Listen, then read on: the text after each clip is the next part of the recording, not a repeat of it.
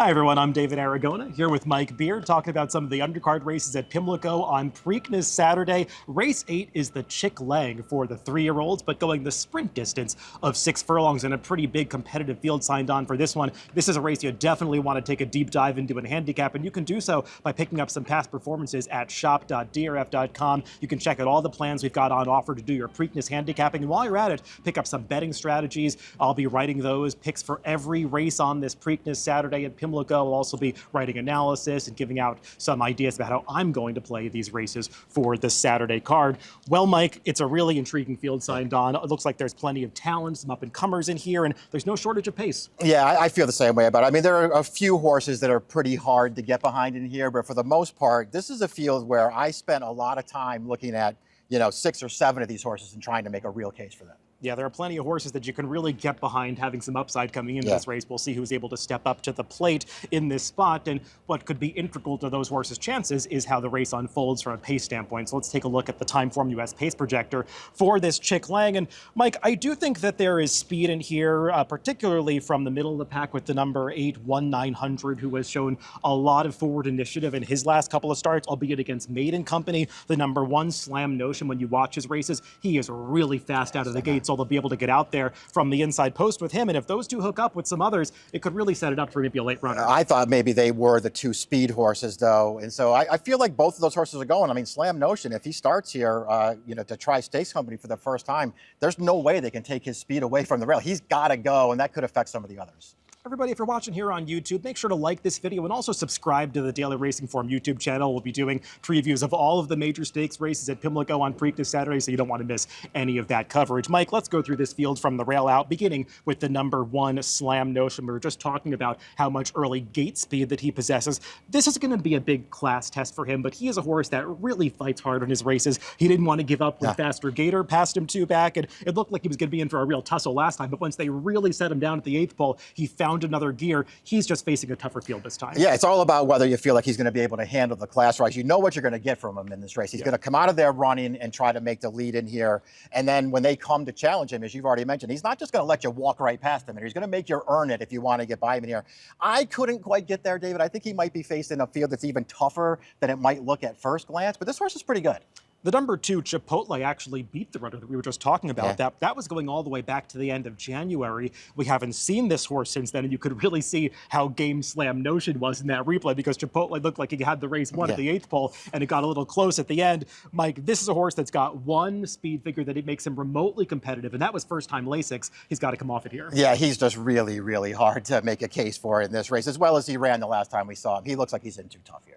The number 3, Ancient World, is one of those horses I was referencing earlier that seems to have a lot of upside coming into this race. His debut at Fairgrounds was so impressive. He didn't get out of the gate that day, was way back early, legitimately 15 lengths off the pace. They were going quickly up front, but he made this nice move from the inside to ankle out to the top of the stretch and just mowed that field down. We'll take a look at his last race at Keeneland when he faced winners for the first time off that debut victory. And he moved a lot sooner this day, Mike, took it over at the top of the stretch, still won comfortably. Yeah, another good performance for this horse. He's got a lot of pedigree behind him, and he's run really well in his first 2 starts. I'm like you, I was pretty taken with his debut. He ran fine last time. Didn't get out of the gate that well again. I'd like to see him clean some of that stuff up a little bit, but I'm not surprised that they started looking for stakes races for this horse. This horse is good.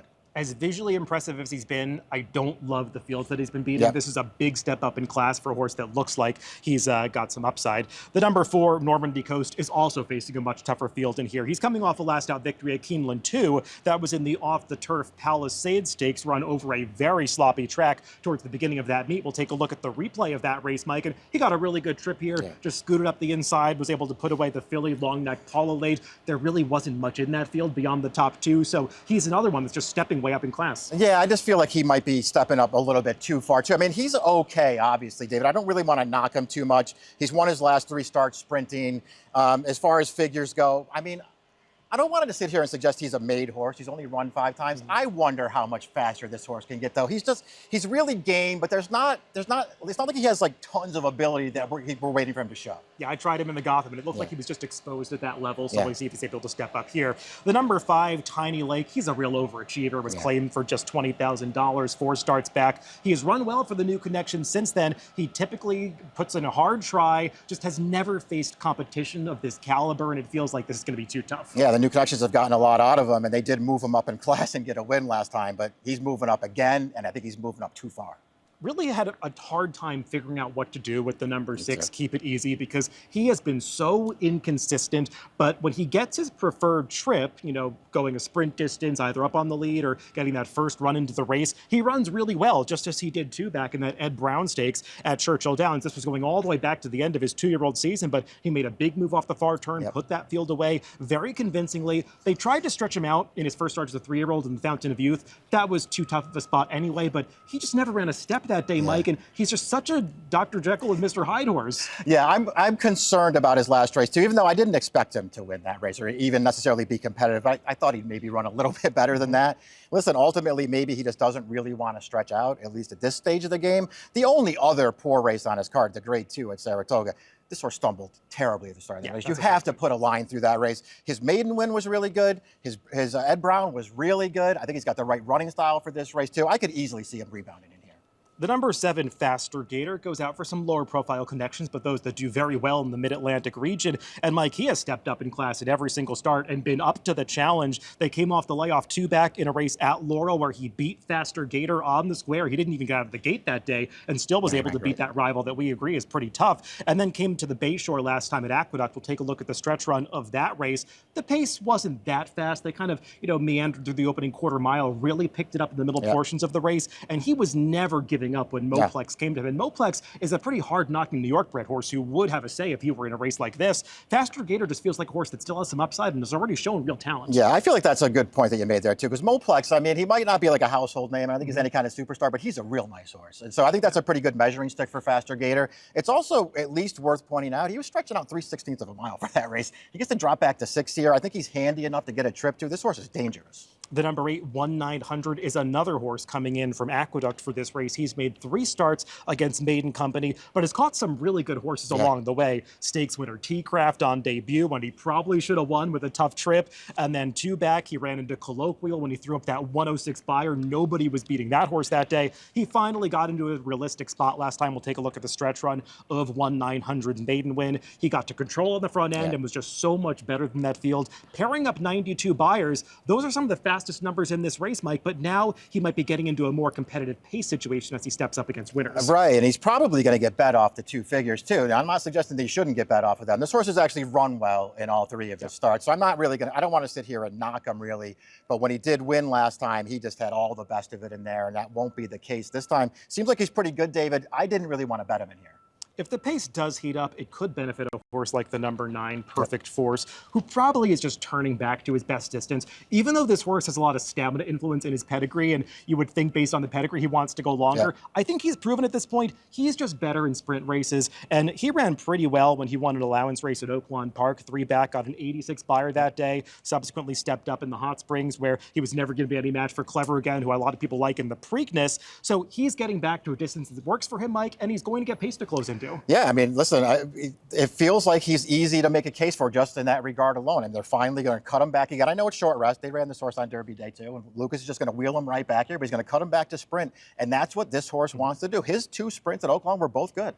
Mike, I kept trying to resist getting sucked in by the number 10 Touchy because this horse looks like he has so much more talent than he produces on the racetrack. He travels so well in his races, and when they set him down to finish, he just doesn't quite find that extra oomph to push himself past the leaders. That's right. I do like him going a little bit shorter. They're cutting back to the 6 furlongs here. They tried to stretch him out. I don't think that really worked for him, and I'm interested in them putting the blinkers back on for this race because he ran deceptively well in his debut with the blinkers, and I've watched his workouts with blinkers since then. He's been working in company with What You're Talking About, who won a stakes in New York last week and clearly outworked that horse twice in a row. But keep in mind, Touchy can be a bit of a morning glory. I was going to say, he's always been a good workhorse. I mean, the word was out on this horse when he debuted in a stakes race at Saratoga. I mean, I'm with you. I see all those things you see where it feels like he's always going to run, and then he never really does anything when they get to the stretch. And to be honest, David, we've seen him 6 times now. I mean, he's running out of time here to sort of turn this thing around. He's run 6 figures right in a tight range there. Is there a breakthrough coming here?